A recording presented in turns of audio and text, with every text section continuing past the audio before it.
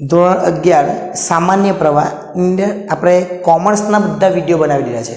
આજે આપણે આર્ટ્સનો એક વિડીયો જોવાના છે અને એ એટલે મનોવિજ્ઞાન પછીનો તત્વજ્ઞાન. તત્વજ્ઞાન એટલે ફિલોસોફી, અને ફિલોસોફીની અંદર કયા વિભાગની અંદર કયા ચેપ્ટરનો પ્રશ્ન પૂછવાનો છે એ આપણે અત્યાર સુધી જાણતા નથી, અને જો તેને જાણી લઈએ તો આપણે સારી એવી તૈયારી આપણી આવનારી પરીક્ષા માટે કરી શકીએ. એટલે કયો પ્રશ્ન કયા ચેપ્ટરમાંથી પૂછવાનો છે એની આપણે શરૂઆત કરીએ. જોઈએ આપણે પહેલું જે ચેપ્ટર છે એ પહેલો વિભાગ છે, એ વિભાગની અંદર આપણને કેટલા માર્ક્સનું પૂછાવાનું? તો આ વિભાગની અંદર આપણને 10 માર્ક્સનું પૂછાવાનું છે. એનો મતલબ કે 10 વિકલ્પો MCQ પૂછાવાના છે. કયા કયા? તો 1, 2, 3, 4 અને 5, 6, 7, 8, 9 અને 10. એમ ટોટલ કેટલા પ્રશ્નો પૂછાવાના છે? 10. કયા ચેપ્ટર્સમાંથી પૂછાવાનું એ પણ જોઈ લઈએ. તો પહેલો પ્રશ્ન એ પહેલા ચેપ્ટરમાંથી, બીજો પ્રશ્ન એ બીજા ચેપ્ટરમાંથી, ત્રીજો પ્રશ્ન એ ત્રીજા ચેપ્ટરમાંથી, ચોથો અને પાંચમો આ બંને પ્રશ્ન ચોથા ચેપ્ટરમાંથી, ત્યાર પછી છઠ્ઠો અને સાતમો પ્રશ્ન એ પાંચમા ચેપ્ટરમાંથી, 8 અને 9 એ છઠ્ઠા ચેપ્ટરમાંથી, અને 10મો પ્રશ્ન 7મા ચેપ્ટરમાંથી. ટોટલ 7 ચેપ્ટર છે અને 7 ચેપ્ટરમાંથી આપણને પૂછાવાનું છે. જે પહેલો પ્રશ્ન છે એ પહેલા ચેપ્ટરમાંથી, બીજો પ્રશ્ન બીજા ચેપ્ટરમાંથી, ત્રીજો પ્રશ્ન ત્રીજા ચેપ્ટરમાં. અહીંયા સુધી બરાબર હતું. ત્યાર પછી જો જે ચોથો અને પાંચમો પ્રશ્ન છે એ ચોથા ચેપ્ટરમાંથી છે, છઠ્ઠો અને સાતમો છે એ પાંચમા ચેપ્ટરમાંથી છે, 8મો અને 9મો છે છઠ્ઠા ચેપ્ટરમાંથી છે, અને 10મો પ્રશ્ન જે છે એ 7મા ચેપ્ટરમાંથી. એટલે આ પ્રમાણે આપણને MCQ એટલે કે વિકલ્પો પૂછાવાના છે, એટલે એ પ્રમાણે તૈયારી કરજો. હવે વાત કરીએ આપણે બી વિભાગ. તો બી વિભાગની અંદર આપણને ટોટલ 8 પ્રશ્નો પૂછાવાના છે. 8 પ્રશ્નો કયા કયા છે એ જોઈ લઈએ. તો 11થી લઈને 18 સુધી, 11, 12, 13 અને 14, 15, 16, 17 અને 18. એમ ટોટલ કેટલા પ્રશ્નો પૂછાવાના છે આપણને? 8 પ્રશ્નો. 8 પ્રશ્નો એટલે આ વિભાગ કેટલા માર્ક્સનો થવાનો? તો એક પ્રશ્નનો 1 માર્ક્સ, એટલે આ વિભાગના 8 માર્ક્સ થાય. કયા ચેપ્ટરમાંથી પૂછાવાનું જોઈ લે. તો આપણે ચેપ્ટર નંબર બધામાંથી જ એક એક પૂછાવાનું છે. 1, 2, 3. ચેપ્ટર નંબર 4માંથી છે, ચેપ્ટર નંબર 5માંથી છે, 6માંથી છે અને 7માંથી. એક પ્રશ્ન વધ્યો ને. જો દરેકે દરેક ચેપ્ટરમાંથી આપણે એક એક કીધું, 1, 2, 3, 4, 5, 6, 7. પરંતુ ચેપ્ટર નંબર જે 4 છે એ ચેપ્ટર નંબર 4માંથી આપણને 2 પ્રશ્નો પૂછાવાના છે.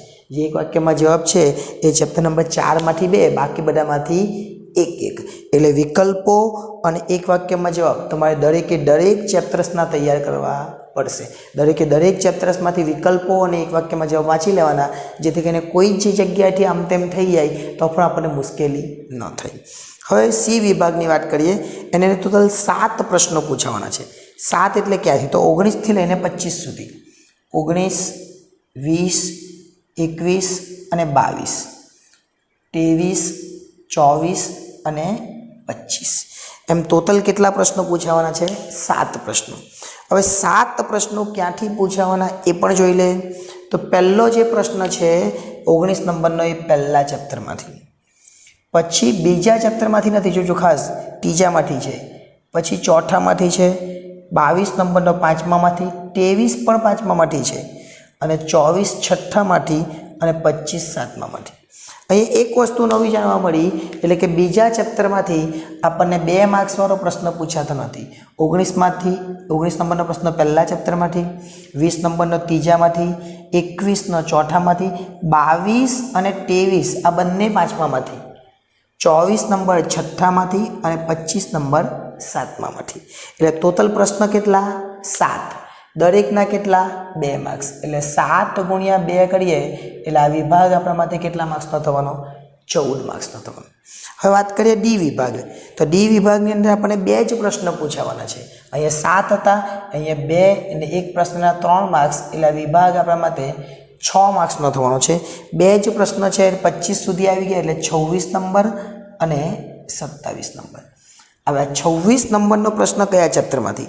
તો 26 નંબરનો પ્રશ્ન એ ચોથા ચેપ્ટરમાંથી, અને એમાં આપણને એક આંતરિક વિકલ્પ આપવામાં આવશે, એટલે ચોથામાંથી 2 પૂછાશે, તમારે 1 લખવાનો. અને 27 નંબરનો પ્રશ્ન એ 5મા ચેપ્ટરમાંથી પૂછાશે. એટલે એ ખાસ ધ્યાન રાખીશું આપણે શું કે આ જે 26 નંબરનો પ્રશ્ન છે એમાં 2 પ્રશ્નો પૂછાવાના છે. દરેક પ્રશ્ન ક્યાંથી પૂછાય? ચોથા ચેપ્ટરમાંથી. એમાંથી આપણે 1 લખવાનો. અને ડી વિભાગની અંદર બીજો એક પ્રશ્ન 27 નંબરનો એ આપણે 5મા ચેપ્ટરમાંથી પૂછાય. છેલ્લો વિભાગ, અને એ વિભાગની અંદર આપણને ટોટલ પ્રશ્ન પૂછાવાના કેટલા? તો ટોટલ પ્રશ્ન પૂછાવાના 3. એક પ્રશ્નના 4 માર્ક્સ, એટલે આ વિભાગ આપણા માટે 12 માર્ક્સનો થશે. હવે આપણે ગણી લઈએ. 14 ને 6 20, 12 ને 8 20, 20 ને 20 40, 40 ને 10 50, એટલે 50 માર્ક્સનું આ પેપર છે. સારી એવી તૈયારી થઈ શકે એવું છે, એટલે ખાસ ધ્યાન આપીને જોઈ લેજો. હવે એક જ વિભાગ બાકી રહ્યો, એમાંથી 3 પ્રશ્ન છે. 3 પ્રશ્ન એટલે કયા કયા? તો 28, 29 અને 30, એમ 3 પ્રશ્ન પૂછાવાના છે. હવે આ 29 નંબરનો પ્રશ્ન છે એની અંદર આપણને અઠવા પણ આપવામાં આવશે. એટલે એક પ્રશ્ન 29 નંબરનો એવો છે જેની અંદર આપણને અઠવા આપવામાં આવશે. 28 નંબરનો પ્રશ્ન એ બીજા ચેપ્ટરમાંથી, 29 નંબરનો પ્રશ્ન ચોથા ચેપ્ટરમાંથી, એમાંથી 2 પૂછાશે, 1 લખવાનો. અને 30 નંબરનો પ્રશ્ન એ 5મા ચેપ્ટરમાંથી પૂછાશે. જોઈએ ફરીથી એકવાર.